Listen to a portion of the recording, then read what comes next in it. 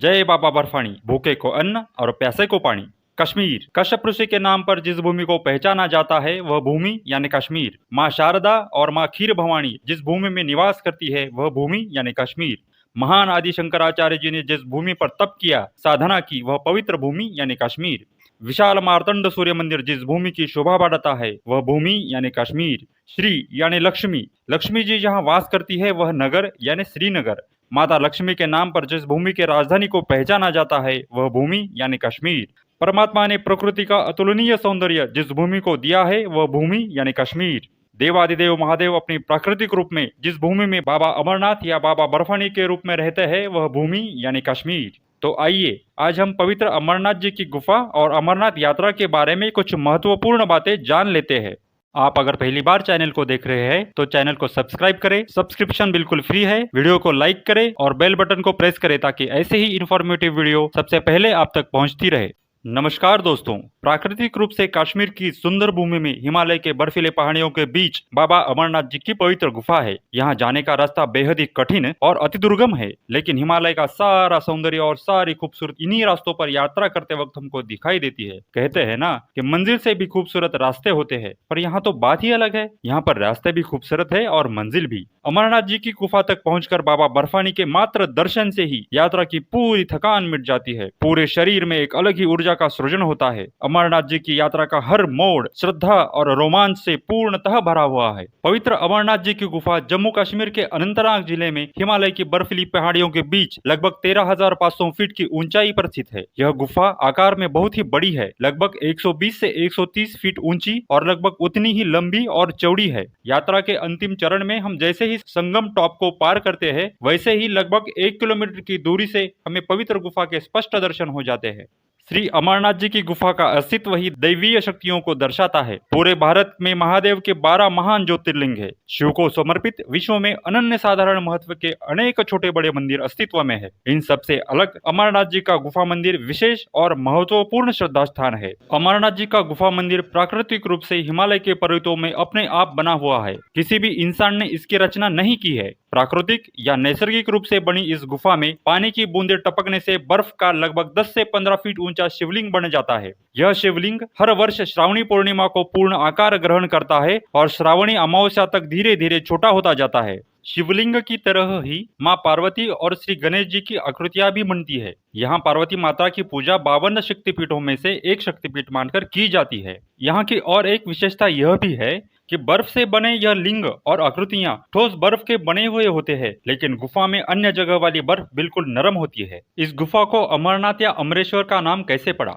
अमर, अमर का अर्थ होता है अनश्वर या कभी भी नष्ट न होने वाला, और नाथ का अर्थ होता है ईश्वर या भगवान। यानी अमरनाथ का अर्थ होता है अमरनाथ यानी कभी भी नष्ट न होने वाला भगवान। ऐसा भगवान जो पिछले अनंत काल से अस्तित्व में है और आने वाले अनंत काल तक अस्तित्व में बना रहेगा।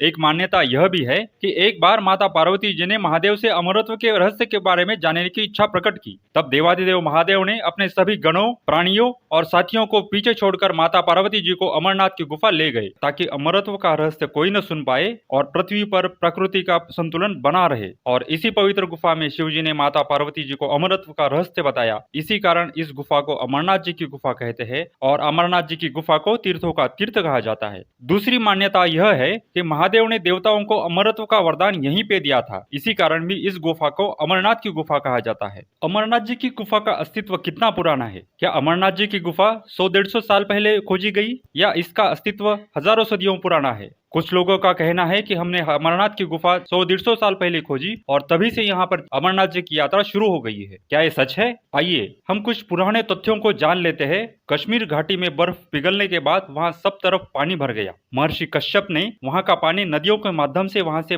बाहर निकाला। महर्षि भृगु ने अमरनाथ जी की प्रथम यात्रा की और अमरनाथ जी के प्रथम दर्शन किए। 5वीं शताब्दी में लिखी गई श्री लिंग महापुराण में भी अमरनाथ जी का वर्णन आता है। 12वीं सदी में कल्हण ने राजतरंगिणी नाम नाम से कश्मीर का इतिहास लिखा। राजतरंगिणी में अमरनाथ का उल्लेख अमरेश्वर के नाम से आता है। 11वीं सदी में रानी सूर्यमणि ने अमरनाथ जी की गुफा को त्रिशूल, बनालिंगा व अन्य पवित्र चिन्ह भेंट दिए। 16वीं सदी में अकबर के दरबार में अबुल फजल ने आईने अकबरी लिखी, उसमें भी अमरनाथ जी का जिक्र आता है। 17वीं सदी में फ्रांसिस बर्नियर ने travels in the Mughal empire नाम की पुस्तक लिखी। फ्रांसिस बर्नियर औरंगजेब के काल में मुगलों के डॉक्टर थे। इस पुस्तक में भी अमरनाथ जी की गुफा का वर्णन आता है। सदियों पुरानी पुस्तकों में और कहानियों में अमरनाथ जी की गुफा और अमरनाथ जी का जिक्र अगर आता है तो यह गुफा 100-150 साल पहले खोजी गई हो ऐसा तो नहीं लगता। मेरा कहना तो यह है कि अमरनाथ जी की गुफा प्राकृतिक रूप से बनी हुई है। यहाँ बनने वाला शिवलिंग भी प्राकृतिक रूप से बनता है। शिवलिंग को बनने में किसी मानव या प्राणी का कोई भी योगदान नहीं है। इसका अर्थ यह हुआ अमरनाथ की गुफा हिमालय बनने के समय ही बनी हुई है। यह हिमालय जितनी ही पुरानी है। हिमालय का अस्तित्व पृथ्वी पर मानव जाति या किसी भी प्राणी के पूर्व का है। इसलिए हम यह कह सकते हैं कि अमरनाथ की पवित्र गुफा और यहाँ प्राकृतिक रूप से बनने वाला शिवलिंग का अस्तित्व भी हजारों और लाखों वर्ष पुराना है और अमरनाथ की यात्रा भी सदियों से चलती आई है। और अगर कोई यह कहता है कि हमने अमरनाथ गुफा की खोज 100-150 साल पहले की है और तब से अमरनाथ की यात्रा शुरू हो गई है तो यह बात झूठी और मनगढ़ंत लगती है।